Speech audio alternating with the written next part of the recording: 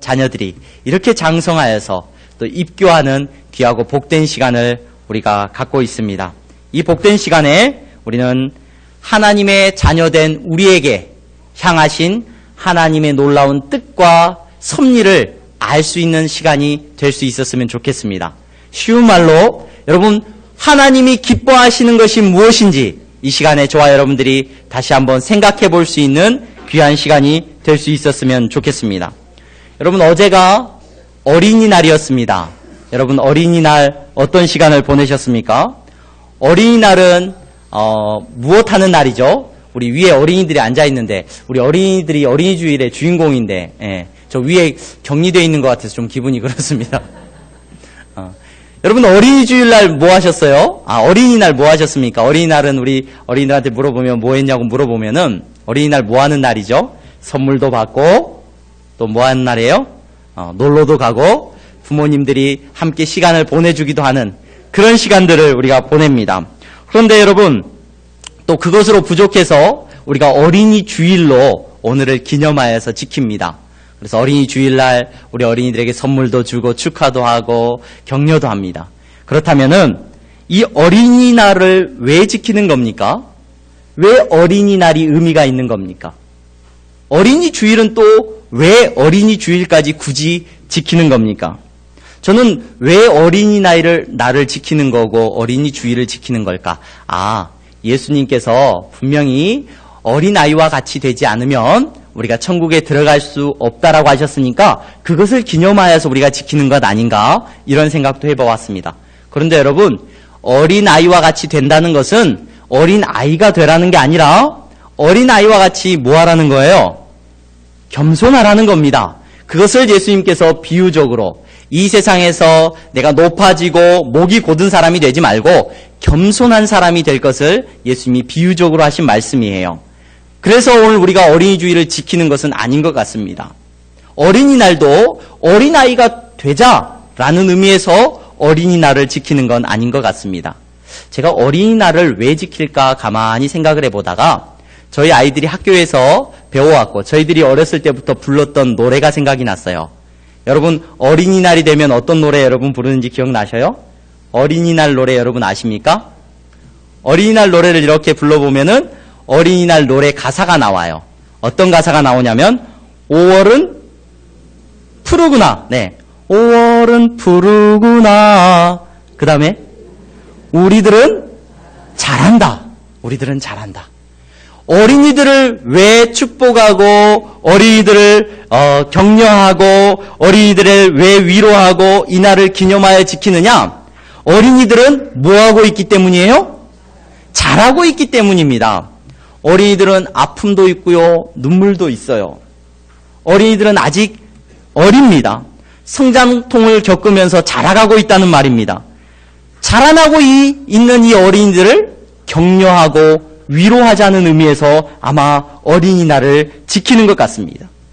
우리 어린이들의 손은 아직 작고요, 연약하고 우리 어린이들이 알고 있는 지식은 아직은 적습니다. 부족합니다. 미숙합니다. 하지만 이 어린이들은 분명히 잘하고 있습니다. 아픔을 겪으면서 잘하고 있고 힘든 시간을 보내면서 여러분 다시 학교 다니시라고 하면 다니시겠어요? 여러분 다시 어린 시절에 그 부모님으로부터서 교육받고 양육받았던 시간을 돌이켜보시기 바랍니다. 여러분, 우리의 자녀들이 그 어려움의 시간을 겪으면서 지금 잘하고 있습니다. 그 잘하고 있는 어린이들을 위로하고 축복하자는 의미에서 키가 자라고 생각이 자라고 마음이 자라서 나라를 위하여서 그들이 세워져 나갈 수 있도록 또 이 민족을 위하여서 또 가정을 위하여 든든하게 서갈 수 있도록 위로하고 축복하자는 의미에서 아마 어린이날을 지킬 줄로 압니다. 여러분, 그런 의미에서 어린이 주일은 저와 여러분들에게 어떤 의미가 있는가? 어린이 주일을 보내면서 우리 어린이들을 그렇게 축복할 뿐만이 아니라 하나님의 자녀된 저와 여러분들은 이 시간에 우리의 자라남을 잠시 생각해 볼 수 있었으면 좋겠습니다. 사도들은 예수님의 제자들은 성도들을 향하여서 편지를 쓰는데요. 그 편지의 내용들을 보면은 대부분이 뭐냐면, 여러분, 여러분들은 그대로 머물러 있으면 안 됩니다. 여러분들은 믿음이 여러분들의 심령 가운데 심겨지고 믿음의 사람이 되었으면 여러분은 이제 자라야 합니다. 이 사실을 사도들이 강력하게 계속해서 메시지를 전하고 있습니다. 제가 잠시 말씀을 찾아서 읽어드릴게요. 고린도전서 13장 11절입니다. 내가 어렸을 때에는 말하는 것이 어린아이와 같고 깨닫는 것이 어린아이와 같고 생각하는 것이 어린아이와 같다가 장성한 사람이 되어서는 어린아이의 일을 버렸노라. 에베소서 4장 13절입니다. 우리가 다 하나님의 아들을 믿는 것과 아는 일에 하나가 되어 온전한 사람을 이루어 그리스도의 장성한 분량이 충만한 데까지 이르리니. 히브리서 5장 13절 14절입니다. 이는 젖을 먹는 자마다 어린아이니 의의 말씀을 경험하지 못한 자요 단단한 음식은 장성한 자의 것이니 그들은 지각을 사용함으로 연단을 받아 선악을 분별하는 자들이니라. 여러분, 성경 말씀은 우리에게 어린아이의 상태로 머물러 있기를 말하지 않습니다. 우리는 우리에게 심겨진 믿음을 가지고 이 땅 가운데서 자라나야 한다라고 말하고 있습니다. 사회적으로 많은 어려움을 이야기하고 있고 많은 문제를 이야기하고 있는 최근에 한 가지 현상이 있는데 그 현상이 무슨 현상이냐면 어른아이라는 현상이 있습니다. 어른아이. 어른이 되었는데 나이는 어른이 훌쩍 넘었는데 군대도 갔다 왔습니다. 그리고 대학도 나왔습니다. 모든 면에 있어서 어른이 되어야 할 나이인데 그 어른의 모습을 가진 사람이 어린 아이와 같은 모습을 가지고 있는 것을 바라보면서 어른아이, 심리학적으로 어른아이라고 분석을 합니다. 어른아이는 여러분 다른 사람을 배려하거나 장성하여서 가정을 이루거나 다른 사람과 함께 사회생활을 할 때 많은 문제를 일으킵니다. 왜요? 그는 어른임에도 불구하고 어린 아이와 같은 모습을 지니고 있기 때문에 그렇습니다. 여러분, 오늘 믿음에 있어서도 마찬가지입니다. 오늘 우리에게 심겨진 믿음이 우리의 심령 가운데 심겨진 이후에 자라나야 됩니다. 자라나서 우리가 어른이 돼야 돼요. 어른의 신앙의 모습을 지녀야 될 것인데 여전히 어린아이와 같은 신앙의 모습으로 우리가 머물러 있다고 한다면 우리는 우리의 신앙생활을 감당해 나가고 앞으로 우리가 하나님 나라를 위하여 일하고 그 일을 감당하는 데 있어서 많은 어려움을 겪게 된다는 것을 성경이 우리에게 지속적으로 말해주고 있습니다. 여러분, 오늘 우리가 읽은 베드로 후서의 마지막 말씀은 특별히 이 베드로 후서 전체가 그리스도인의 성장, 성숙에 대해서 이야기를 하고 있습니다.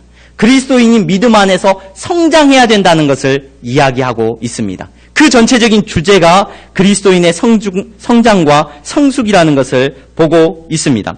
오늘 베드로후서 말씀의 마지막에 정리하면서 베드로가 무엇을 말하고 있습니까? 여러분, 자라가십시오. 제발 좀 자라십시오.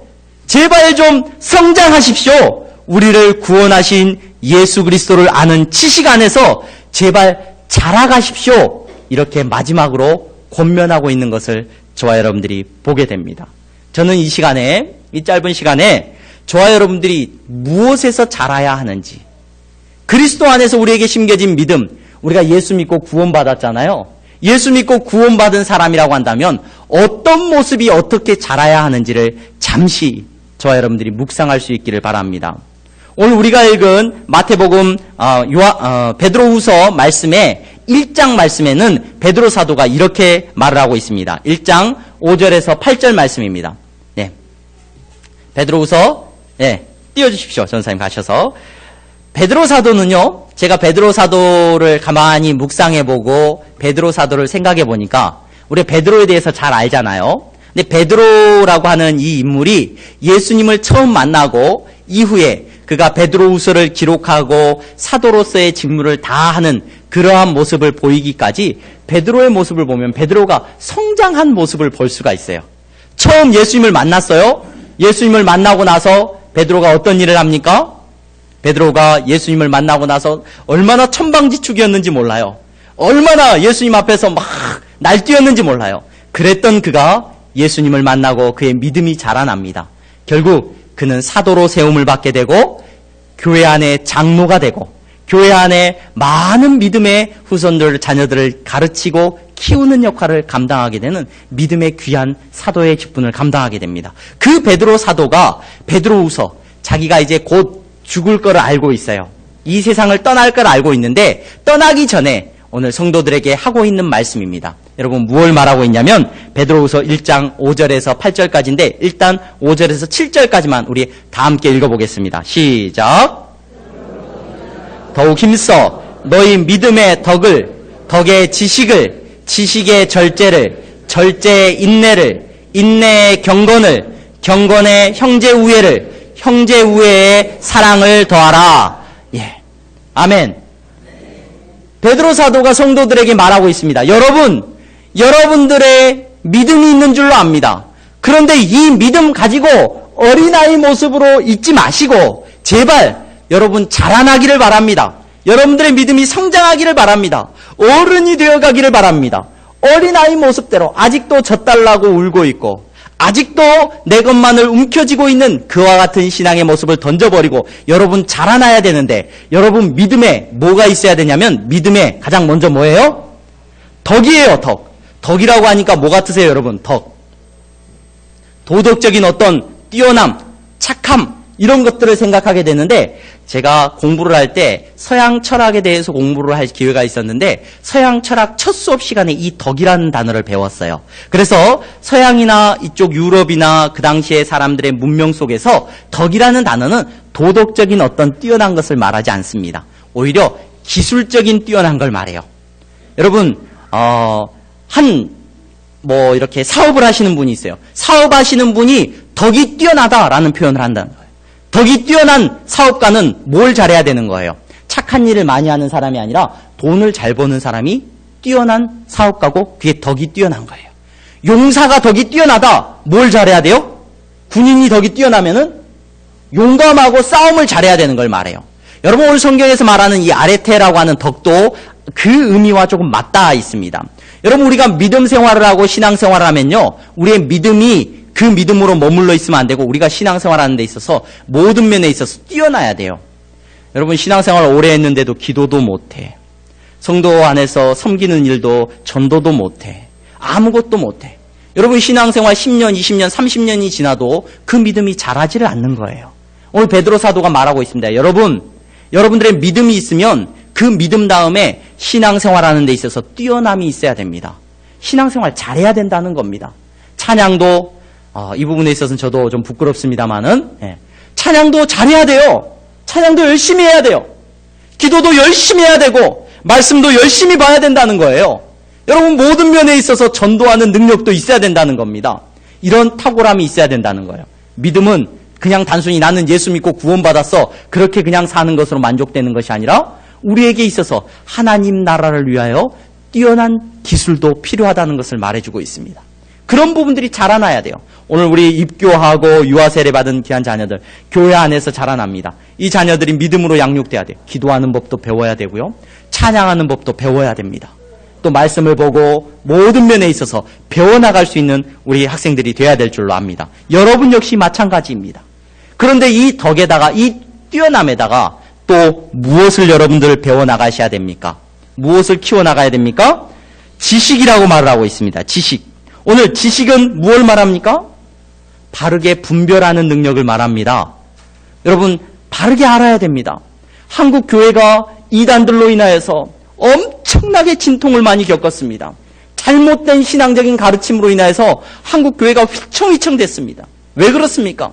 이단들이 와서요 말 몇 마디만 건네고 나면 30년 신앙생활했던 거, 어렸을 때부터 신앙생활했던 거 다 던져버리고 홀라당 넘어가요. 왜 그렇습니까? 학교에서 공부는 열심히 해야 되지만 내가 무엇을 믿고 신앙생활하면서 무엇을 내가 믿는 사람이고 하나님이 어떤 분이고 내가 구원을 어떻게 받고 예수님이 어떤 분이라는 거 들어본 적이 없어요. 그래서 이단들이 얘기하면 처음 듣는 얘기인데 그게 어떻게 처음 듣는 얘기예요? 여러분 잘못된 가르침 앞에서 우리가 분별할 수 있는 하나님을 아는 바른 지식이 여러분 자라나야 될 줄로 믿습니다. 신앙생활 30년, 40년, 50년이 지나도 신앙적인 지식이 자라지 않아요. 성경에 대한 지식이 자라지 않아요. 하나님을 알아가는 지식이 없어요. 여러분, 그렇다면 문제가 있다는 겁니다. 여러분, 지식에 이제 무엇을 쌓아가야 된다라고 베드로 사도가 말하고 있습니까? 절제를. 여러분, 이 세상은요, 절제하는 법을 잃어버린 세상입니다. 폭주하는 기관차입니다. 폭주하는 기관차. 돈을 버는 것도 여러분, 절제할 줄 알아야 돼요. 모든 일에 절제할 줄 알아야 돼요. 욕망도 여러분 가장 배워나가야 될 것. 어른이 되어가면서 뭘 배워나가느냐? 절제하는 걸 배워나가요. 우리 어린이들, 우리 학생들도 마찬가지입니다. 어른이 되어가는 건 내가 핸드폰 게임 마음대로 할 수 있고, 어른이 되면 좋겠다. 어렸을 때 여러분 한 번쯤은 생각해 보셨을 거예요. 빨리 어른이 되면 좋겠다. 그랬습니다. 어린 시절에. 왜? 엄마 아빠가 되면은 TV를 하루 종일 마음대로 볼 수 있을 것 같으니까 빨리 어른이 되면 좋겠다. 이런 생각을 해봤던 적이 있는 것 같아요. 어른이 되면 내가 컴퓨터 게임하고 내가 막 핸드폰 게임해도 아무도 말리는 사람 없고 내 마음대로 맨날 게임할 수 있으니까 어른이 빨리 되면 좋겠다. 과연 그런가요? 어른이 되면, 장성하면은, 자라가면은 모든 일에 절제를 배우게 됩니다. 절제를 배우게 돼요. 여러분, 신앙생활도 마찬가지입니다. 신앙생활을 함에 있어서도 절제를 배워나갑니다. 믿음의 절제를 배워나갑니다. 해야 되는 것과 하지 말아야 되는 것을 알게 됩니다. 내 입술을 절제하는 법을 배워나가게 됩니다. 여러분, 신앙생활을 오래 할수록 우리의 절제하는 이 능력이 자라날 수 있기를 바랍니다. 절제 다음에는 무엇이라고 나옵니까? 인내가 자라야 합니다. 여러분, 어른이 되어간다는 것은 인내하는 시간이 길어지는 것을 말합니다. 십자가 사건은, 예수님의 십자가는 인내의 극치를 보여줍니다. 공부하는 학생들도 마찬가지입니다. 어른이 되어가면은 어렸을 때는 조금만 참아도 됐어요. 그런데 어른이 되어가고 장성해 가면은 여러분 참는 시간이 많아집니다. 더 참고 인내해야 됩니다. 제가 아까 우리 민서 보면서 민서야, 민서 이제 축하한다라고 말하고 옆에 형이 앉아 있었어요. 형이 맞은편에 민도가 앉아 있었어요. 민도야, 너는 고3이라서 민서는 이번 주 한 주 동안 방학이래요. 재량 휴업일인 것 같아요, 아마. 그래서 학교를 안 간대요. 민도야, 너는 고3이라서 그런 거 없어요. 내일 하루 대체휴일만 쉬어요. 민도야, 아쉽다, 야. 그래, 곧 기다려봐. 좋은 날이 올 거야. 곧 있으면 군대도 가고, 좋은 날이 올 거야. 위로해줬어요. 어른이 된다는 건 참는 시간이 많아지는 걸 말합니다. 여러분, 믿음도 마찬가지입니다. 믿음에 여러분들이 성장한다는 것은 무엇을 말하느냐? 어렸을 때는요, 배고프면 울어요. 싫으면 화내요. 싫으면 울고 짜증을 내요.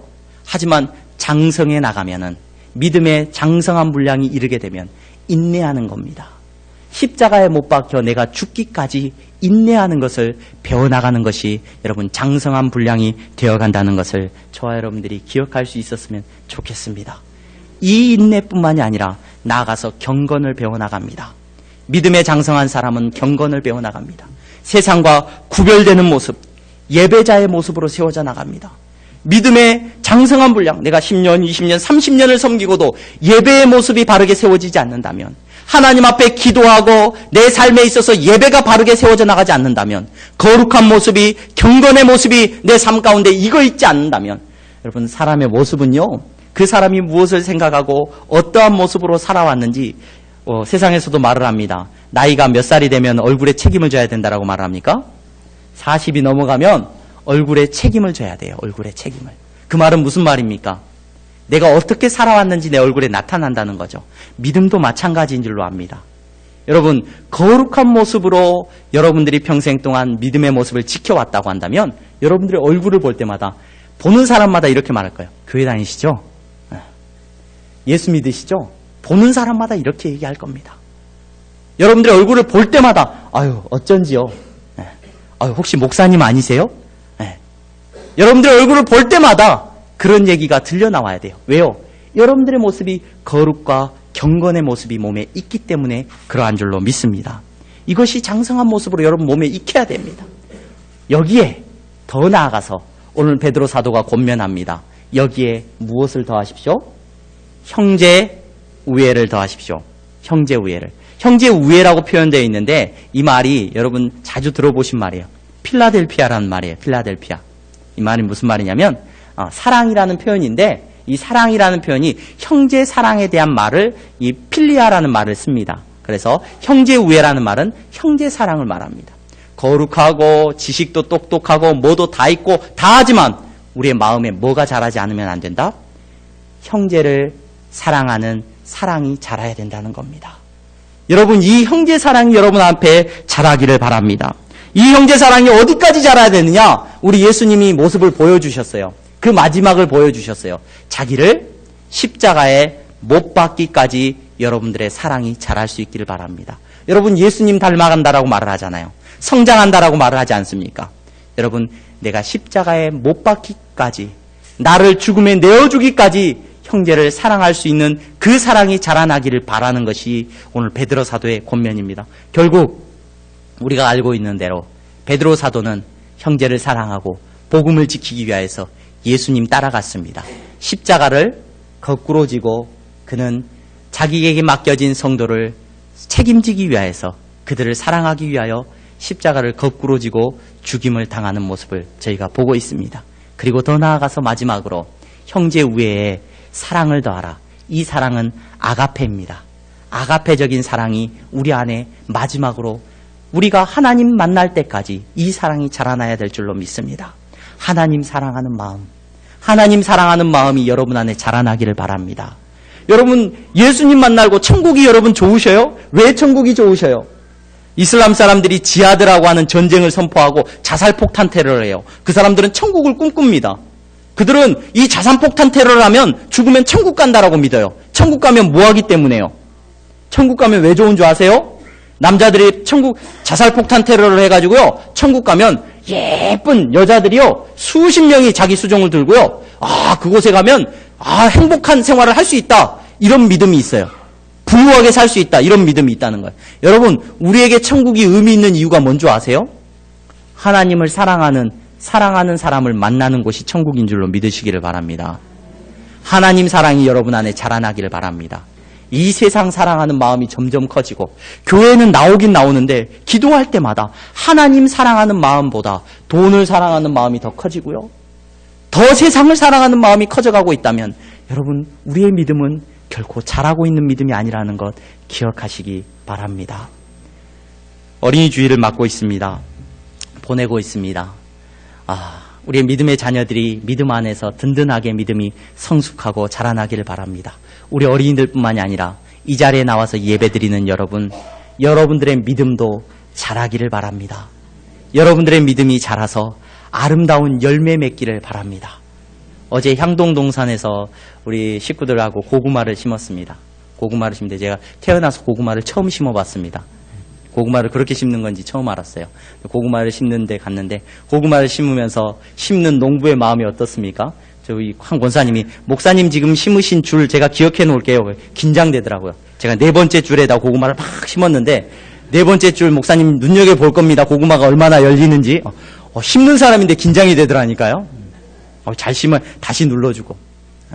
고구마를 심으면서 우리는 기대합니다. 이 고구마가 이 척박한 땅을 잘 뚫고 잘 정착해서 자라서 열매를 많이 맺히기를 기대합니다.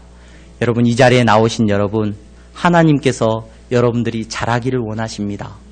아직도 어린아이의 모습을 내가 갖고 있지는 않았는지 여러분 돌아보시기 바랍니다. 하나님 나라를 위하여서 아름답게 열매 맺는 그리스도인들로 세워지기를 바랍니다. 여러분들의 믿음의 덕이 뛰어남이 있기를 바라고, 지식이 있기를 바라고, 절제함이 있기를 바라고, 인내함이 있기를 바라고, 경건함이 있기를 바랍니다. 형제를 사랑하는 사랑이 열매 맺기를 바랍니다. 하나님을 사랑하는 사랑이 열매 맺기를 주님의 이름으로 축원합니다.